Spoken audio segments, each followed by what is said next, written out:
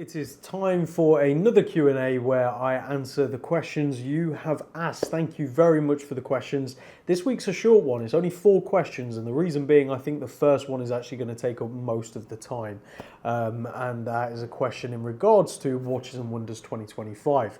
Now, if you're new here, my name's James. I run Kibble Watches, which is a place where you can buy and sell your watches here in London, Clerkenwell. So I'm a watch dealer, and this is a great opportunity for people to basically ask a watch dealer questions, and I answer them as honestly as I can, sometimes a bit too honestly. So that's what we get into in these videos.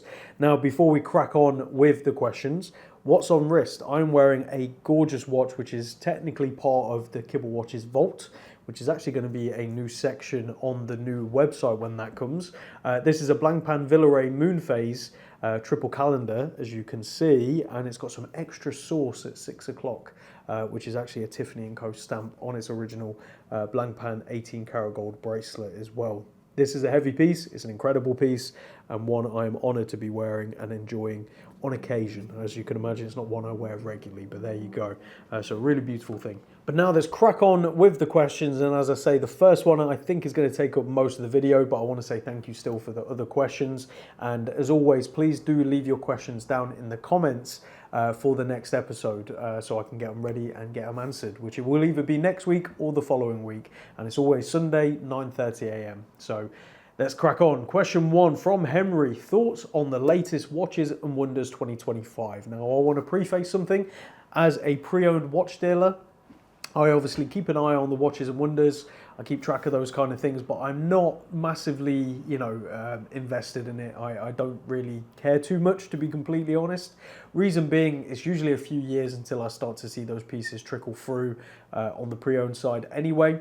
And also, I think eventually, and I hope this to be the case, I do hope we get to a point where we don't require new releases every single year. Now, that might be a strange thing to say, but it feels very much like the fashion world, and I think we're starting to move away from that, and I think we're seeing that with the increased popularity in pre-owned, that we don't constantly need new stuff, and I think the brands themselves are struggling with that by some of the releases. Now, some of the brands have absolutely knocked out of the park, and we'll talk about that in a minute, but some I think are just a bit boring, to be completely honest, and I think that's because they are struggling with this new release every single year where consumers are expecting something brand new and revolutionary.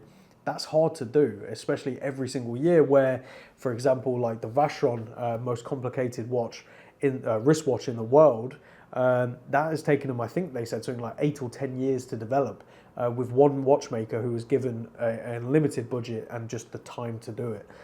You can't do one of those every single year, of course. So yeah, that's what I would just want to preface this with. I'm also going to take all of the photos and details from Hodinkee.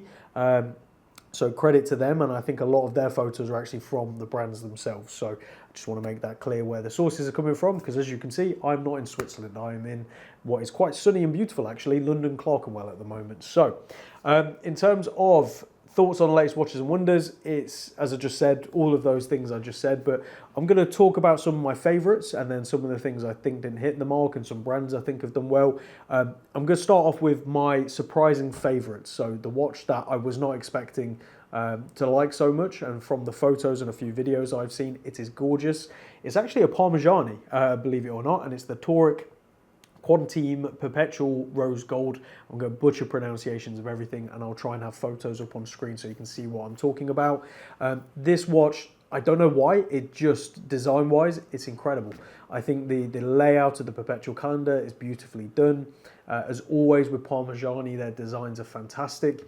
I think it's a really, really great watch, and it looks incredible, and it's from a brand that not everyone is paying attention to. And I don't think at the time of recording this video, Hodinkee have even done an article about it yet, whereas they've done articles about all kinds of different bits, and that hasn't been one of them. Hopefully it will be. I think it deserves a lot of recognition, and that's just one of those little hidden gems, I think, that has come out. Now, one elephant in the room, and I'm only going to talk price on this one. The reason being, the prices of retail have gone a bit crazy in my opinion on pretty much everything. Some of them, obviously, they're hard to value because of what they are. I get that. But the retail prices are quite high on everything, so I'm not really going to talk about it. Otherwise, I'm just going to be repeating myself by going, that seems a bit high. But I'm not exactly the market for it, being in the pre-owned watch world anyway. So this retails for 85,000 Swiss francs, which is about 74,250 pounds, almost 75 grand, probably over 75 grand in the end after conversion. But that's a lot of money, but it is a beautiful watch. So there we go. Another one is the Zenith GFJ Platinum Limited Edition. They have brought back a vintage caliber, and again, I'm going to be quite brief on this because what I would love for you all to do is go away and take a look at these pieces, read in more detail. I'm just going to give a little snippet here because I think it requires more reading to sort of understand these things more than I can ever do. And I'm not a blogger. I'm not a writer, so I can't give too much. I'll leave it to the professionals in that regard. But anyway, Zenith GFG Platinum Limited Edition, incredible. They've brought back an old vintage caliber, which was just renowned for being so great at the time. It won so many awards, and it was created by an absolute genius as well. So really great to see Zenith do that. A few people have mentioned the fact it is limited and it is so expensive and it is platinum.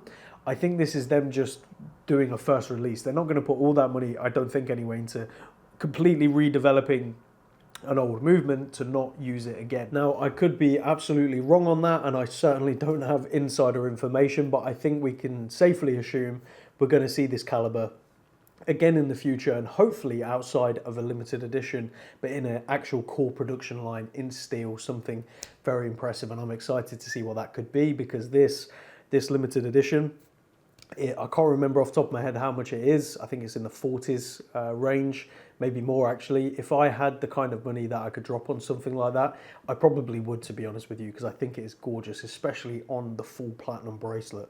Crazy watch. Another really surprising piece, and it goes to show, in my opinion, something I've been talking about a lot, which is gold is hot. People are wanting gold. It's great to see it back. Obviously, I wear and enjoy gold as well. And I've certainly put my money where my mouth is buying gold. And also, I just want to quickly apologise if I keep like swallowing or I look red. Hay fever is killing me this year, okay? So give me a break. I'm doing my best. I apologise, but we'll get through it. So the next one is a JLC reverso that they've released on a gold Milanese bracelet. Wow, just wow, and well done to them for making it a slide-through bracelet, meaning you slide it through and clip the bracelet down so it will fit any wrist without any need for a jeweler adjustment or anything like that. This is the only problem with vintage integrated bracelets for the most part, not all of them. For the most part, they require adjustment, and adjustment is incredibly difficult and very expensive. So well done to JLC for that, and it looks amazing. I mean, what a beautiful, beautiful watch. So congratulations to them. And they've also done a lot of great releases. Some more complicated things that don't particularly appeal to me, but I can definitely see the appeal. But that simple JLC reverso and some of the new simple reversos they've done as well, great additions to the lineup. The next one for me is I'm not even going to bother trying to pronounce the name because I'm just going to get slated, but it's the Cartier Tank Jumping Hour. For those of you that know me, I love jumping hours. I always have. I've owned many in my collecting life, and many I wish I'd kept. And I still own a funky 70s Smith's jump hour, which I need to pull out and wear again because I've not worn it in a while. But that Cartier Tank Jumping Hour, incredible, absolutely beautiful. I'd love to see one in the metal. And again, it harps back to a bygone era, really. You can imagine how revolutionary that watch was back when it was released, I think in the very early 1930s. I could be wrong on that. Again, do read up for full details, but the crown at 12 o'clock, they brought that back. The proportions look great. The design looks great. They've done a limited edition where it's slightly different layout.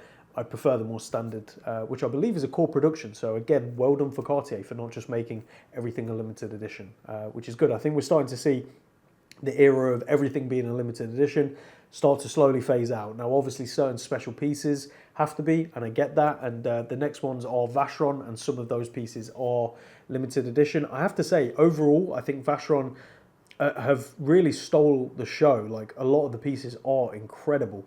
They're not all to my personal taste, and some of the sizes are a bit too big, but I'm very impressed design-wise, everything like that. I think they've knocked it out of the park. Again, a lot of them are limited editions because I believe it's their 270th anniversary this year, which is insane. So 270 is the limited edition for most of them. So yeah, really, really great to see. And again, the world's most complicated wristwatch, and it's at 45 mil, which obviously is a big watch. There's no question about it. But that is insanely wearable. I think for 40 odd complications, insane. Now, they only made one, if I'm not mistaken, and it took that watchmaker 10 years to make. So a real feat of watchmaking, and something that I think is incredible. So another one, Lange 34mm 1815. They've brought it back. They kind of had a 35mm. Not revolutionary, but very nicely done and great to see. Again, small watches are popular. People are gravitating towards them. So well done for Lange for doing that. The price, again, price of all these things I'm talking about is pretty mental, but the price is definitely up there. I think if it was a little bit less, it'd make more sense. But again, I'm not the market for that, so I'm not going to talk too much about that. And the next ones that I think were quite surprising were the new IWC engineers. They did a full rose gold, which looks beautiful, a black ceramic, which looks super cool, and a perpetual calendar, which actually looks amazing. The integration of perpetual is brilliant, and IWC are definitely well known for their perpetual calendars. So kudos to them. They look great. I would like to see them in the flesh and see what they're actually like on wrist, but they look very good. They look very comfortable, and they also brought out a 35mm automatic, which again, well done. Smaller watches, all for it. Please, more of them. They're the main highlights. I know for a fact I've missed some. Let me know down in the comments what's been your favourite watch, and let's talk about some of my not so favourite watches. Now, you will know, or you have probably noticed, I didn't mention Rolex in there. The reason being, the only one that really stood out to me is the 1908 on the new bracelet. Very nicely done. However, it's not really a new watch, it's just on a new bracelet. And I guess you could argue the Reverso isn't, but again, whatever. Very nicely done, but it's nothing too crazy for me, but I'm glad they did it. They brought some OPs out in new colours. I'd have to see them in person. It doesn't really do much for me. Again, personally, I can see the appeal for most people.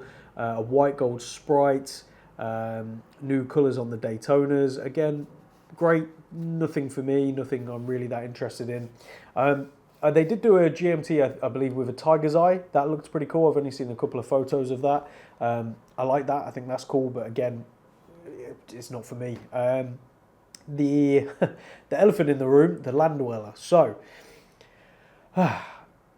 it's one that's been highly anticipated, and when all those photos were being shared, like I think a week ago now, of what was potentially coming, people were asking me, I thought it was fake. I was like, there's no way they're releasing that, because the dial and everything just looked really bad from the renders. And I have to say, seeing the stock images, it still doesn't look particularly good. Seeing the photos of people or videos that people are doing actually on wrist, it looks a lot better than the renders lead you to believe. However, I'm still reserving much of my my judgment to see it in person, because the dial isn't really doing it for me, and the design with that dial, again, just it doesn't seem to work. It seems like a real mishmash.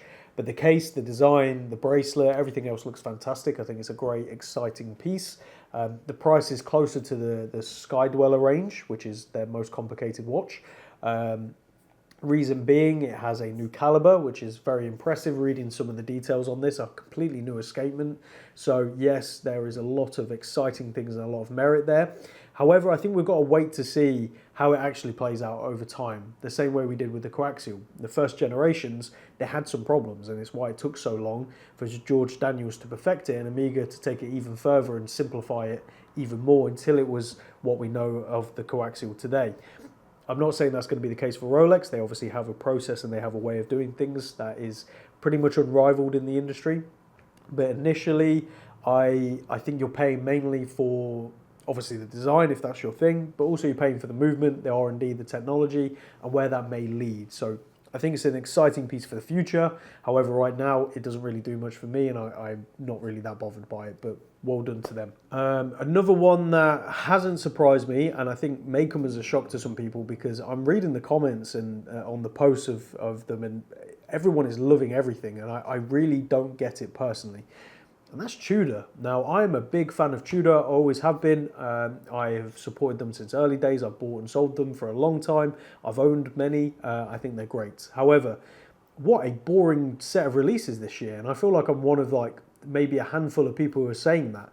And I'm probably going to get slated for this. It's all very incremental changes, new bracelets, new this. They did a new red dial for the 58, which doesn't look good to me personally. I will reserve full judgment until I see it in person, but I'm not particularly a fan. They've done a white dial GMT, which looks fantastic. And when I sent it to my wife, she said something that I was thinking, which was, does that not already exist? For some reason, I thought it already existed. Maybe I'm thinking of something else, but or the white dial GMT with the bezel does exist, but the white dial for the Tudor Black Bay whatever, everything's Black Bay, so it's all mishmash in my mind. I already thought that watch existed, so I was quite surprised they didn't.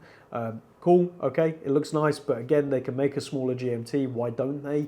They're still doing the slightly thicker ones. I don't mind them personally, but again, I would prefer smaller, and I'm sure most people would.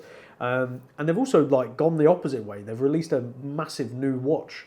I can't particularly see why. I haven't had anyone ever say the 41mm Black Bay is too small.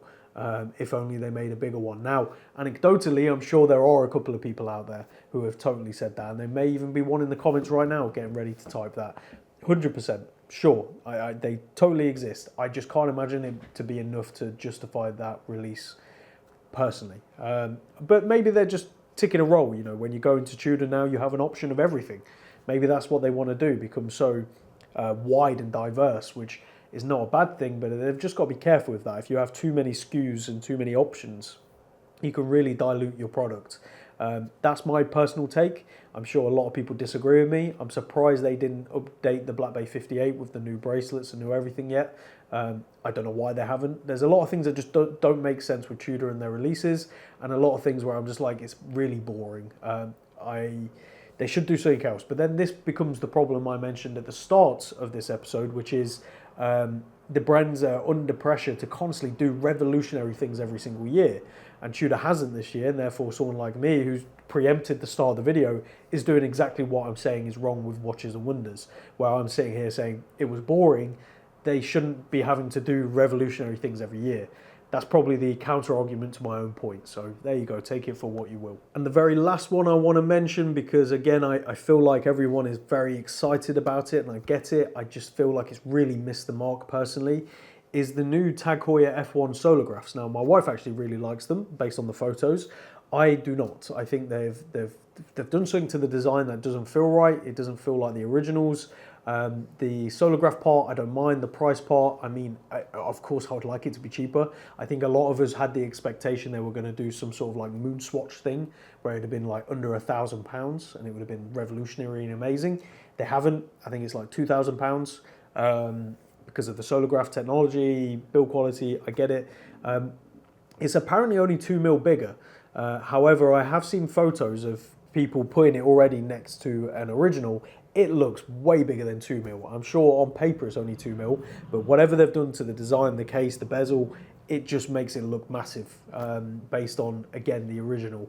How cool would it have been if they had done one true to the original in the original proportions? At least a couple, if they had.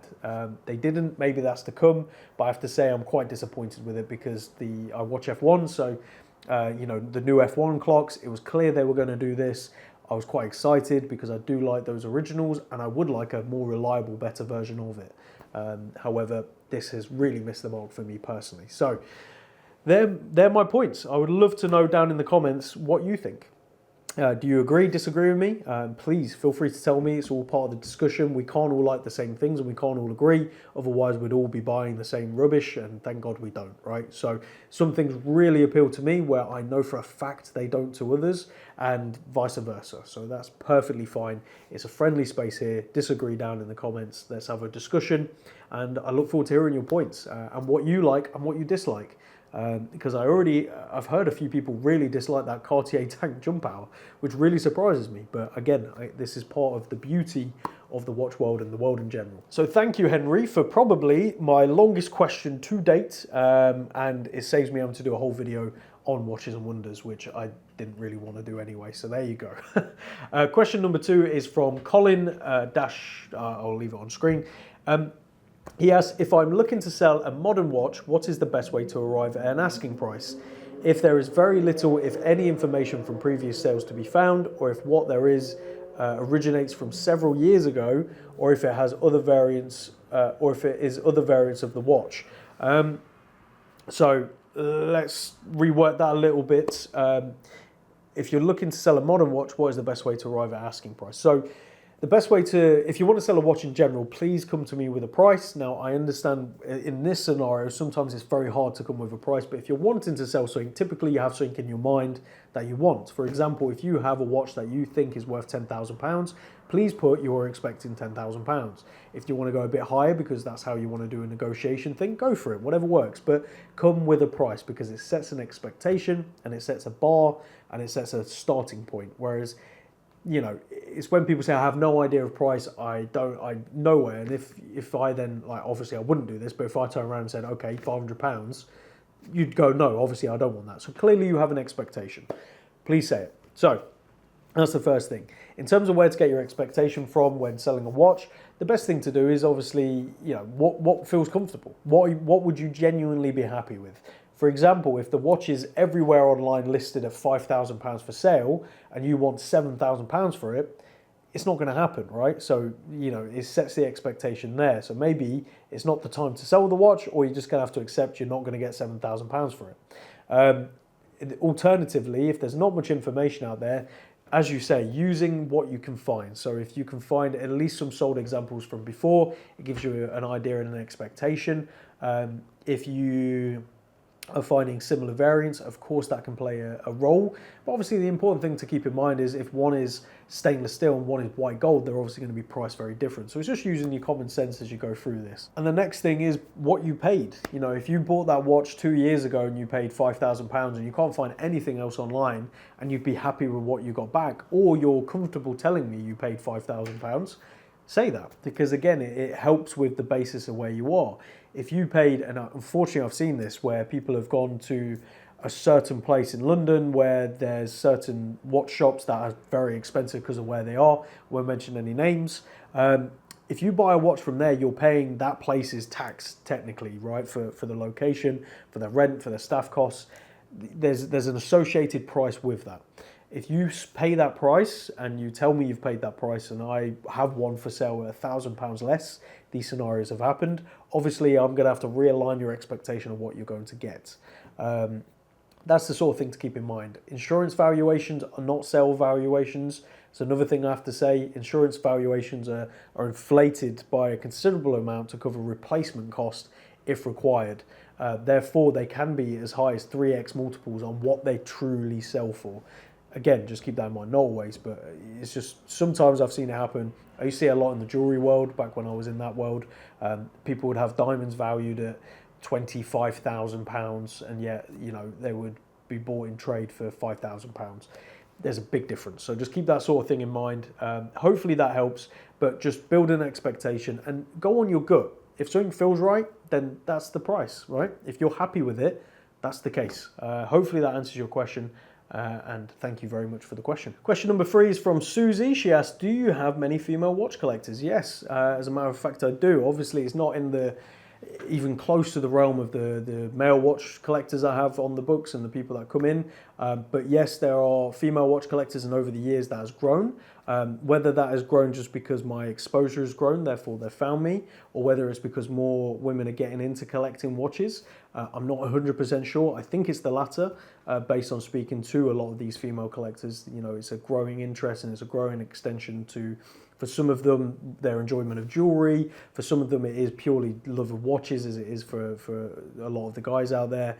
There's no difference at the end of the day. That's the beauty of it. There's no difference to me, whether you're a female or male. I don't care. If you want to look at a 20mm watch for yourself, please do. If you want to look at a 46mm watch for yourself, please do. I have zero problem with any of that. So it's great to see.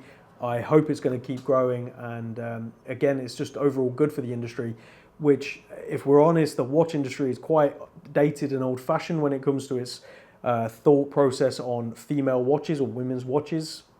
You know, they make them small, covered in diamonds and gold and flashy. It's just nonsense. Quite a few brands are now really breaking that, and I think that is thanks to more women coming into the industry, collecting the watches, and just basically saying stop with this nonsense. So it's good to see. So yeah, long may it continue. The final question today, question number 4 from Mark. Do you miss anything from your early watch dealing days? Great question. I'm very fortunate because of the position I'm in and how I've built the business is exactly what I wanted to do, and it's happened to work. That's the first thing to state there. That's a very privileged position. I understand that, and I'm very, very lucky. The only thing I guess I miss is the thrill of the hunt. I still have that. I still buy from auctions. I still get very excited most days with watches. But before, I would travel a lot more. It was a different kind of industry back then, and it was a different way of doing things. I didn't have the office with the fixed location, with the cameras, with the insurance, with all the security procedures. I would happily go and travel and meet someone in a coffee shop after due diligence, of course, and inspect a watch and buy it. And it was just so much fun doing all that kind of stuff. Obviously, you had to be careful, but I guess I missed that little bit of freedom. Now, most days I'm in the office busy with appointments, which is great. I do not want to sound like I'm ungrateful for that. I love how I do it now. Every now and again, especially on days this beautiful, I do miss that, running around, going up to Nottingham to meet with one client, then back down to London, and then over to somewhere else, over to a coffee shop, over to a pub. That was probably the only thing I miss.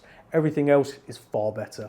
And again, I only missed that occasion. So there you have it, the 4 questions today. Thank you all very much for those questions. I look forward to seeing your questions for the next episode. And I really look forward to hearing what you think of